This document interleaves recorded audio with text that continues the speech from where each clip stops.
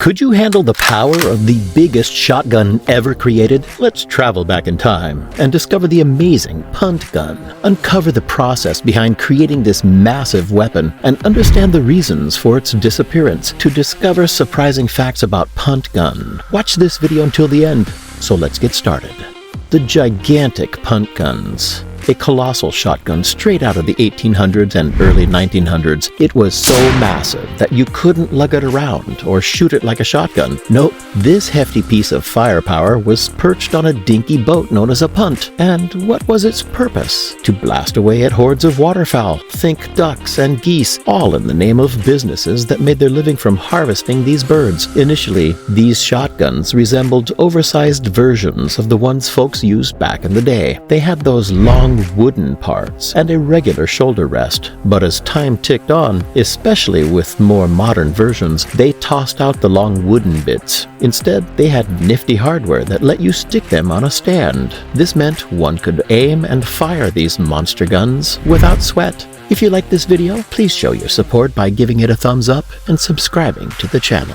The man who made punt guns famous. Imagine a big hunting gun that could be mistaken for a mini cannon. That's the story of punt guns in the early 1800s. They first emerged in the British Isles, where local gunsmiths made them. But soon, people in America and Europe joined the punt gun craze. These guns were huge, often hitting 12 to 14 feet in length and weighing up to 200 pounds. Now, here's the intriguing part. Rather than carrying these gigantic guns around, hunters mounted them onto punts, which are small boats. They had to firmly attach these guns to the boats to handle the powerful kick when they fired. When it was time to shoot, hunters quietly paddled their punts toward groups of birds, aiming not just the gun, but the entire boat. Why? Because they were after those birds to sell, helping to feed the growing cities of the 1800s. That's the story of Colonel Peter Hawker. After getting injured in the Napoleonic Wars, he had the funds and a love for shooting, especially hunting wildfowl along England's southern coast. Through his writings, Colonel Hawker made punt gunning famous among wealthy individuals. He even possessed a massive double gun that, in today's terms, would be worth roughly $300,000. This remarkable gun was created by the famous gunsmith Dur's Egg, with some of London's finest gun experts fine-tuning it. It was designed uniquely so that one barrel could fire rapidly, followed by the other, making it capable of taking down flying birds. Colonel Hawker was quite the trendsetter in his era.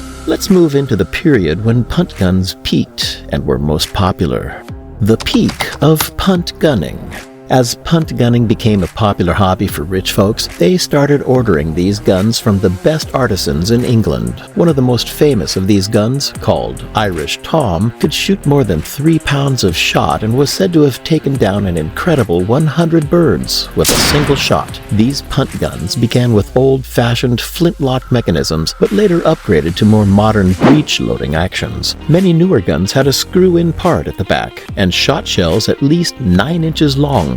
After Colonel Hawker, Sir Ralph Payne Galway played a big role in getting England's wealthy interested in punt gunning. He loved this sport and even had a special double gun made by the famous Holland and Holland Company in London. It was truly an amazing time for punt gun fans. Over in the United States, hunters on the eastern coast also used punt guns and smaller battery guns. These battery guns had multiple 12-gauge barrels, or even bigger ones meant to shoot simultaneously. There's a story from Chesapeake Bay about 4 punt guns loaded with 7 pounds of shot. Together, they brought down a staggering 419 redheads with a single shot. After their night of hunting, they ended up with 1,000 birds, and each pair of birds sold for $3.50 in the Baltimore market. The 4 hunters had a big task, making 3 trips back and forth to the shore, needing help from friends to gather all the birds. It was a huge catch. In Europe, hunters who sold their catches relied so much on punt guns that these guns even appeared in catalogs from companies like Manufrance and Beretta. If you visited the Beretta Museum in Italy, you'd find a punt gun and a special punt boat on display. This boat, made in the early 1900s, is unique. It has 3 spots to attach oars and features hand-cranked twin propellers, so hunters could quietly approach resting birds without scaring them away. Let's explore the key factors that contributed to the decline of punt guns, leading to the end of their era. The era of punt guns comes to an end. Back in the day, there was a practice called market hunting, and it was bad news for the bird population in North America. To tackle this problem, Congress passed the Lacey Act in 1900, making selling game illegal. Then in 1918, they came up with the Migratory Bird Treaty, which said you couldn't use big guns, bigger than 10 gauge, to hunt migrating birds. This meant punt guns, those huge ones, were banned from hunting. Even though some folks tried to keep using these massive guns secretly, the truth is that semi-automatic 12-gauge shotguns with big magazines had already made punt guns outdated.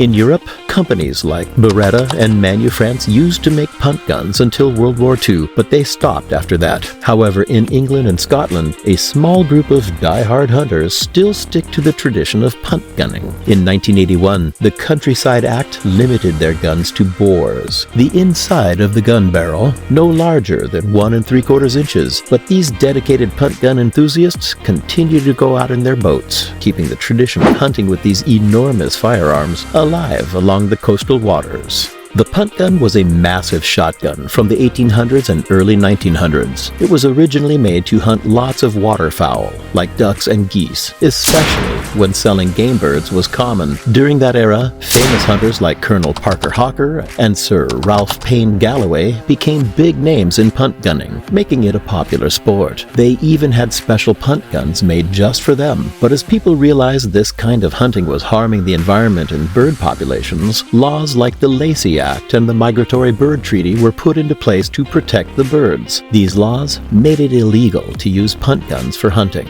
On top of that, newer and more advanced shotguns came along, like semi-automatic ones with big magazines, which made punt guns outdated. Even though punt guns aren't used for hunting anymore, a small group of die-hard fans in England and Scotland still keep the tradition alive, following the rules by using smaller guns. Punt guns are now mainly found in museums and history books, reminding us when hunters used these enormous firearms for big-scale bird hunting. The punt gun symbolizes the cleverness and skill of its time and reminds us of how important it is to hunt responsibly and protect our natural world. What technological advancements led to the decline of punt guns, and how did hunters adapt to these changes? Let us know what you think in the comments below. If you enjoyed this video and want to see more like it, leave a like and subscribe to our channel if you haven't already. Tap the bell icon to turn on notifications to stay updated with all our latest videos. Thanks for watching, and I'll see you in the next video.